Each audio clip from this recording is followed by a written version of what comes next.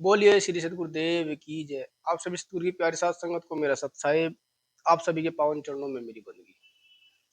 आज का हमारा विषय पार्ट नंबर 2 पर रहेगा।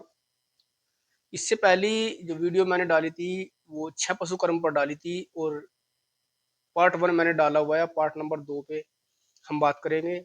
6 पशु कर्म साहिब ने बताया है भोजन, छादन, मैथुन, भय, निंद्रा, मोह। पहले पार्ट में मैंने भोजन पर डाला है कि किस तरह का भोजन हमें इस्तेमाल करना चाहिए। आज का हमारा विषय जो होगा वो छादन पर रहेगा। छादन साहब ने किसको कहा है? छादन से तात्पर्य है वस्त्र से और घर से। किस तरह से हमें वस्त्र का सुधार और किस तरह से हमें घर का सुधार करना चाहिए। सुधार से मतलब ये नहीं है कि टूटा फूटा घर है उसको सुधार लेना चाहिए। सुधार से मतलब है, पहले हम घर का एग्जाम्पल लेते हैं। साहिब ने कहा है हम किसी घर में रह रहे हैं या मठ में रह रही है, मंदिर में रह रही है या किसी कुटी में रह रही है, उसको कभी भी अपना न माने। वो सिर्फ एक मुसाफिर खाना, एक धर्मशाला के समान उसको समझकर उसको साफ सुथरा रखे। उसको टूटे फूटे किसी भी भाग को हमारी जिम्मेदारी बनती है कि उसको सही रखे, टूटने फूटने पर उसको सही करे। और अगर हम उसमें रह रहे हैं तो हमारा ही कर्तव्य कहीं ना कहीं बनता है कि हम उसको साफ सुथरा रखें, लीपे पोते और समय समय पर उसका ध्यान रखें। किसी भी कारणवश उसको अपना न समझना और उसमें लीन ना होना कि ये मेरा है। यहाँ सिर्फ एक मुसाफिर खाना है, आना है जाना है, ये लगा रहता है। अब हम लेते हैं कि वस्त्र, किस तरह का वस्त्र धारण करना चाहिए। साहिब ने वस्त्र को धारण करने के दो भागों में बांटा है कि एक सन्यासी के लिए और एक गृहस्थी के लिए। आइए हम सबसे पहले बात कर लेते हैं कि एक सन्यासी के लिए कौन से वस्त्र महत्वपूर्ण है, किस तरह के वस्त्र उनको धारण करने चाहिए। साहिब ने कहा है कि सन्यासी के लिए सादे वस्त्र ही इस्तेमाल होने चाहिए और हो सके तो सफेद वस्त्र, ज्यादा चमकीला वस्त्र, कढ़ाई बुनाई वाला वस्त्र, ज्यादा रंगीला वस्त्र, कोट पैंट, सूट, सफारी इत्यादि पर साहिब ने रोक लगाई है।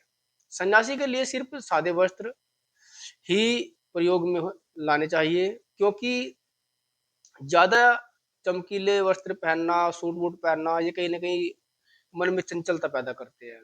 चंचलता पैदा होगी तो दिखावा पैदा होगा, फिर कहीं ना कहीं पतन का कारण बनेगा, ये साहिब ने कहा है। इसलिए साहिब ने कहा है कि इस पर भी रोक होनी चाहिए। साहिब ने कहा कि एक सन्यासी के लिए श्रृंगार नहीं होना चाहिए, क्योंकि श्रृंगार ही पतन का कारण है। श्रृंगार होगा तो दो आदमी मिलेंगे, फिर बड़ाई करेंगे, चंचलता बढ़ेगी, फिर मन में अनेकों विचार उत्पन्न होंगे और पतन का कारण बनेंगे। इसलिए साहिब ने श्रृंगार पर भी सन्यासी के लिए बिल्कुल रोक लगाई है। साहिब ने कहा है अगर बाल बनवाने हो, मुंह के बाल बनवाने हो, दाढ़ी वगैरह और सर के बाल कटाने हो, तो दोनों एक साथ एक सन्यासी के लिए। वरना जब तक बढ़ते हैं तो बढ़ने दीजिए, 10 दिन में, 20 दिन में, 1 महीना, 2 महीना, 4 महीने, समय आने पर एक साथ कटाए, वरना दोनों को बढ़ने दीजिए। ये साहिब ने एक सन्यासी के लिए बातें कही है। आइए जानते हैं कि एक गृहस्थी के लिए किन तरह के वस्त्रों का प्रयोग करना चाहिए।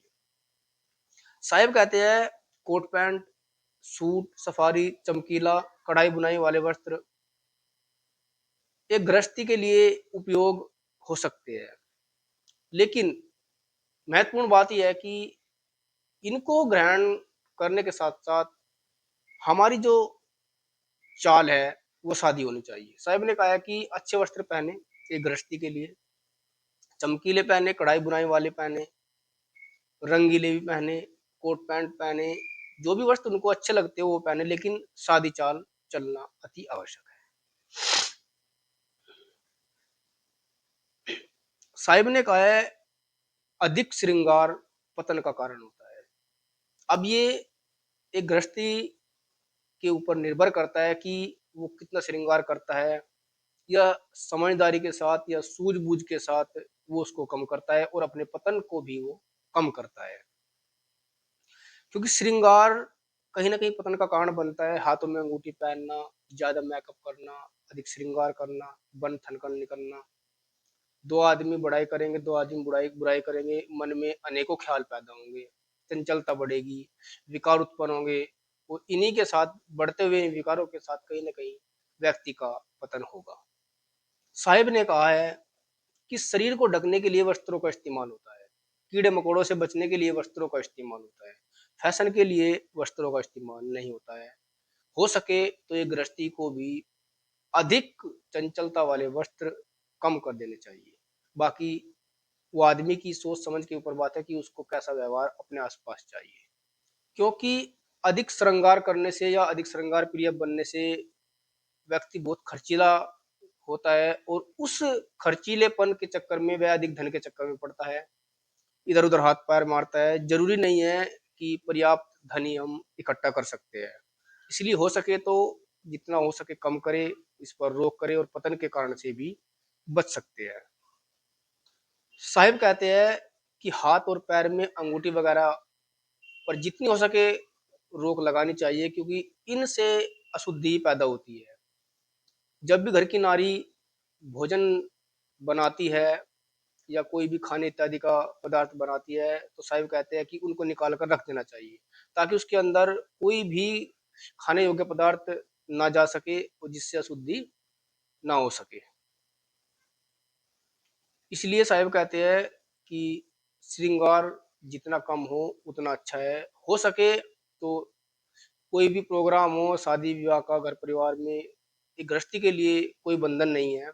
साहिब ने तो वस्त्र के लिए कोई बंधन नहीं बताया है एक गृहस्थी के लिए, लेकिन वो व्यक्ति की सूझबूझ के ऊपर बात है कि वो कितना खर्चीलापन कम करता है, कितना अपने पतन का कारण होने से बच सकता है। इसलिए साहिब कहते हैं कि हो सके तो कम से कम श्रृंगार करे और कम से कम खर्च करे, जिससे हमारा पतन ना हो सके। आज की वीडियो में सिर्फ इतना ही। वीडियो को लाइक करें, शेयर करें और चैनल को जरूर सब्सक्राइब करें, ताकि नेक्स्ट वीडियो मैं आप तक पहुंचा सकूं। बोलिए श्री सतगुरुदेव की जय।